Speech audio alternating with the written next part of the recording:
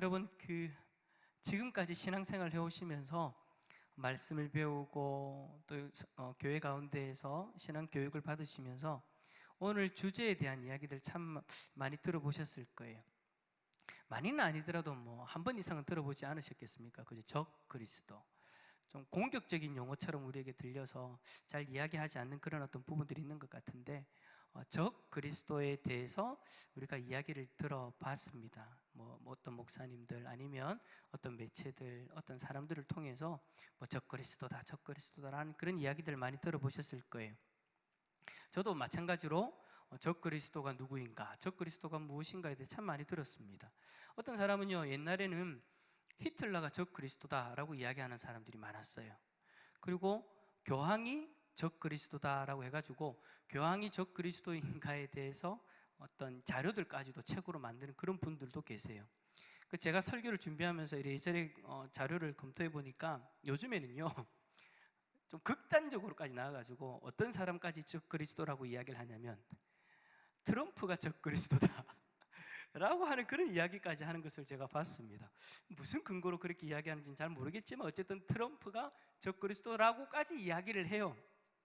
참 이런 이야기들을 우리가 많이 들으면서 누군 적 그리스도다, 누가 적 그리스도다, 저 사람이 적 그리스도다 막 그렇게 하는 이야기들을 들으면서 참 무분별하게 적 그리스도라는 말이 쓰이는 것은 아닌가 라는 생각을 좀 조심스럽게 해보게 됩니다. 그래서 우리가 적 그리스도라는 그 존재가 과연 어떤 존재인가, 누가 적 그리스도인가에 대한 바른 지식이 우리에겐 필요하겠다라는 생각이 들더라고요. 마침 오늘 본문이 종말의 때에 나타나는 그 적 그리스도에 대해서 우리에게 바른 지식을 전해주는 본문이다라고 그렇게 이야기할 수 있습니다. 이 시간 우리가 본문에 기록되어진 적 그리스도에 대한 말씀들을 살펴보면서 마지막 때의 적 그리스도를 올바로 구별하고 그리고 그들의 미혹을 이겨내는 우리 모든 성도님들 다 될 수 있기를 축복합니다. 먼저 여러분 적 그리스도의 특징 한번 좀 살펴봅시다. 여러분 적 그리스도라는 말의 뜻이 뭘까요? 적 그리스도라는 말의 뜻, 말 그대로 그리스도를 대적하는 자, 그리스도를 대적하는 자가 적 그리스도라고 그렇게 불리는 거예요. 근데 이 적 그리스도의 그 첫 번째 특징이 뭐냐? 이 적 그리스도는 한 명이 아니라는 거예요. 많은 사람들이 저 사람이 적 그리스도야 라고 이야기하면서 딱 한 명을 내세워가지고 그 사람이 적 그리스도의 전부인 것처럼 그렇게 이야기하는 것들을 우리가 많이 들었는데, 성경을 보니까 적 그리스도는 한 명이 아니래요.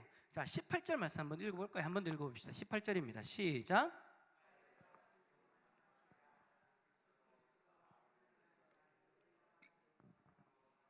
그리스도가 일어났으니 그러므로 우리가 마지막 때인 줄을 아노라. 아멘.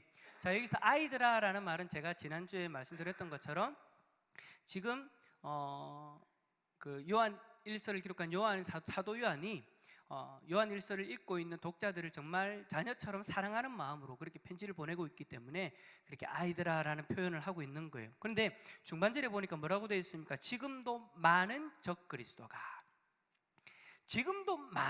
그리스도가 일어났다라고 그렇게 표현을 하죠. 여러분 단수예요, 복수예요? 많다라는 말이 단수예요, 복수예요? 하나란 말이에요, 여러 명이란 말이에요? 여러 명이란 말이잖아요, 그죠? 그러니까 많은 적 그리스도들이 일어났다, 생겨났다라는 뜻이죠. 요한 1서가 적혔던 그 초대교회 당시에도 이미 적 그리스도들이 많이 생겨난 그런 상황이었다라는 거예요. 예수님을 대적하는 세력들이 한두 명이 아니었다라는 거예요. 어떤 이들은 적 그리스도를 이야기할 때 앞에서 이야기했던 것처럼 어느 한 사람만 지칭해서 이야기를 하는데 그건 잘못된 거라는 거죠. 적 그리스도 한 사람이 지목되어지고 그 한 사람만 적 그리스도라고 일어나는 것이 아니라 많은 적 그리스도들이 일어나는데 사람들이 이야기하는 그 사람이 적 그리스도 중에 한 명일 수는 있다라는 거예요.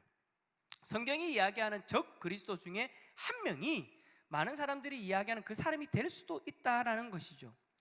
요한 당시에도 이미 많은 적 그리스도들이 일어났고요, 마지막 때가 다가오면 다가올수록 더 많은 적 그리스도들이 일어난다라고 성경은 그렇게 이야기를 합니다.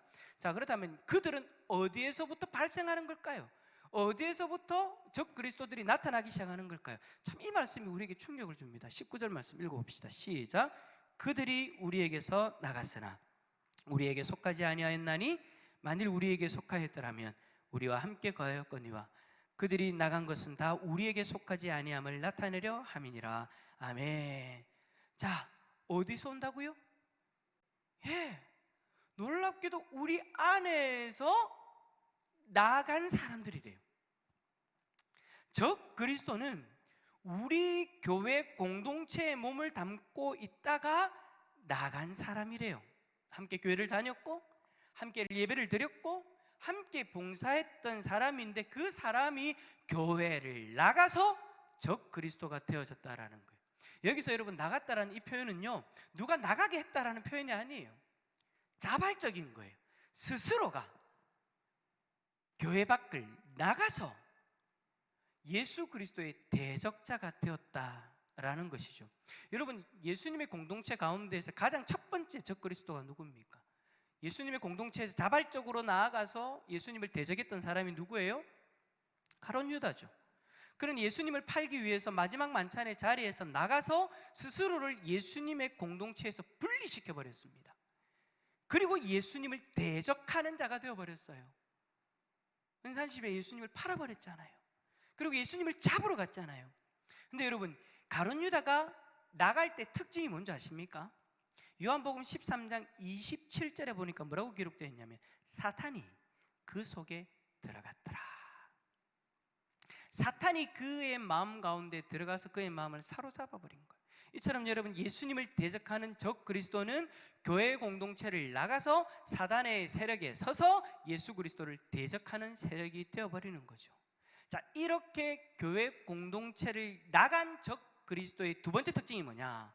성경의 진리를 거부한다라는 겁니다. 오늘 본문 말씀해 보면 다 그런 내용인 거예요. 성경의 진리를 거부해서 아버지도 거부하고 아들도 거부하고 그런 일들이 일어나는 거예요. 여러분, 적 그리스도는 교회 안에 있는 사람이었다 했잖아요. 교회 안에 있다 보니까 뭘 아는 거예요? 성경을 알아요. 성경의 내용을 들었고 성경의 내용을 배웠고 그런 지식들을 가지고 있어요. 그런데 그 성경의 내용을 그대로 받아들이지 않아요. 교묘하게 왜곡해서 해석하죠. 그래서 자신이 생각하는 대로 그 성경을 받아들입니다. 그리고 그들은 성경의 내용을 가지고 자신들의 주장을 합리화하기 위해서 뭘 하느냐? 거짓말을 하기 시작합니다. 21절의 말씀처럼 진리이신 하나님의 말씀을 그대로 믿으면 거짓을 말할 수가 없지만 하나님의 진리의 말씀을 거부하니 뭐가 되어버렸다고요? 거짓말쟁이가 되어버린 거예요. 자기가 알고 있는 그 성경의 지식 앞에서 거짓말쟁이가 되어버리는 거예요. 자신이 생각하는 것, 자신이 주장하는 것을 내세우기 위해서 자기가 이미 배우고 들었던 그 내용들에 대해서 거짓말쟁이가 되어버리는 거예요. 그 적 그리스도의 특징은요, 여러분, 거짓말로 성도들을 유혹하고 거짓으로 성도들을 교육하고 또 다른 거짓말쟁이로 만들어버리는 거예요. 그 대표적인 게 뭐예요? 우리 주위에 있는 적 그리스도 중에, 이단 중에 신천지가 그렇잖아요. 신천지뿐만 아니에요, 여러분. 다른 데도 마찬가지예요. 결국 예수님께서 그리스도가 아니라고 말하고 적 그리스도, 즉 그들의 교주가 자신들의 구원자다라고 그렇게 주장을 하기까지 이르게 되죠. 그런 거짓말을 서슴없이 하고 그것이 의로운 말이다라고까지 그렇게 칭하고 있는 것이 그들의 모습인 거예요. 그리고 나서 세 번째 특징이 뭐냐? 따라서 합시다. 성도들을 미혹합니다. 자, 우리 26절 말씀 읽어봅시다. 26절입니다. 시작. 너희를 미혹하는 자들에 관하여 내가 이것을 너희에게 썼노라. 아멘. 미혹하는 자들이라고 번역되어진 이 헬라 단어의 원래 의미는요, 바른 길을 걷고 있는 자를 유혹시켜서 탈선시킨다라는 의미를 가지고 있어요. 우리가 예수 그리스도를 온전히 믿어서 바른 믿음의 길을 걸어가고 있는데 이 적 그리스도가 온전히 믿지 못하도록 우리를 유혹하는 거예요. 그래서 온전한 믿음의 길에서 탈선해서 자기들이 원하는 길로 들어오게 만들어버리는 거죠. 여러분, 요한이 이 요한 1서를 기록했을 당시의 대표적인 적 그리스도가 누구였냐면 바로 영지주의자들이었습니다. 이들은요, 영과 정신은 선하고 육과 물질은 악하다는 극단적 이원론에 빠져 있었던 사람들이에요. 자, 근데 이 사람들이 뭐라고까지 이야기를 하냐면 구약의 창조주 하나님을 자신들이 생각하는 부정한 물질을 만든 신이기 때문에 저급한 신으로까지 하나님을 낮춰버립니다. 이 영지주의자들이. 그래서 구약과 신약을 단절시키는 것을 강조해요. 구약과 신약을 단절시켜서 구약은 물질을 만든 하나님에 대해서 이야기하고 있으니까 그것은 받아들이지 마라. 뭐만 받아들이라? 예수 그리스도만 받아들여라. 근데 예수 그리스도만 받아들이라고 이야기하면서 또 뭐라고 이야기를 하냐면 예수 그리스도의 육신은 우리가 생각하는 우리와 똑같은 육신이 아니다. 왜? 육신은 물질이니까, 물질은 부정하니까 예수님은 그 부정한 물질을 입을 수가 없다라는 거예요. 그래서 선한 그리스도의 영이 인간의 육을 입었다라는 그 사실을 받아들이지 못해가지고 예수님이 육신의 인간의 몸처럼 보인 것일 뿐이지 실제로는 우리와 같은 육신이 아니다라고 주장하는 거예요. 그러니까 여러분, 영지주의자들은요, 성경을 통해서 하나님을 만나고 예수님을 만나고 성경을 통해서 자기들의 어떤 관점을 가진 것이 아니라 세상의 철학적인 관점을 가지고 성경을 보기 시작한 거예요. 출발점이 달라요.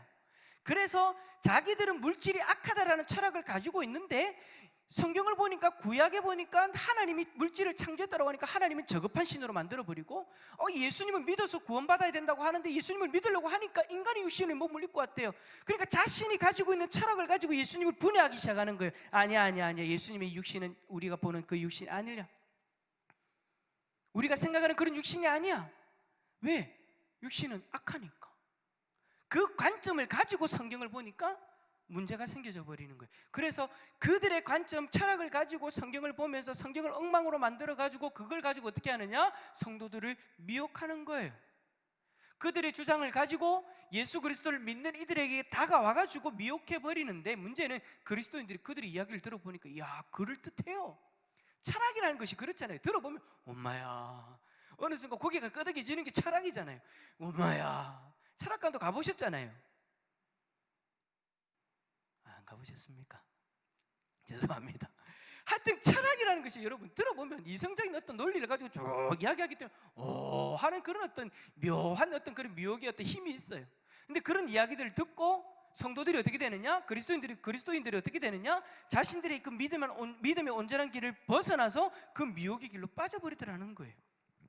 이렇게 그리스도인들을 바른 믿음에서 벗어나도록 미혹하는 존재가 누구라고 이야기하는 거예요? 적 그리스도라고 이야기하는 거예요. 그러니까 무조건 나쁜 짓 한다고 적 그리스도가 아닌 거예요. 성도들이 믿음의 길로부터 탈선시키는 존재가 적 그리스도인 거예요. 자, 여러분, 이러한 특징을 가진 적 그리스도 우리 주위에 얼마나 많이 있어요.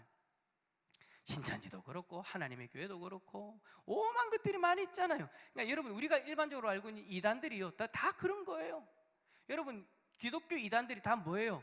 교회 공동체에 있다가 빠져나가가지고 자신들 나름대로 성경을 해석하고 받았다고 이야기하면서 성경을 성경대로 받아들이지 않고 자기의 주장을 가지고 성경보다 더 위에 권위를 둬가지고 그것들을 주장하면서 자기가 뭐라고 이야기해요? 하나님이다, 예수님이다. 그러면서 믿는 성도들만 또 미혹을 해요.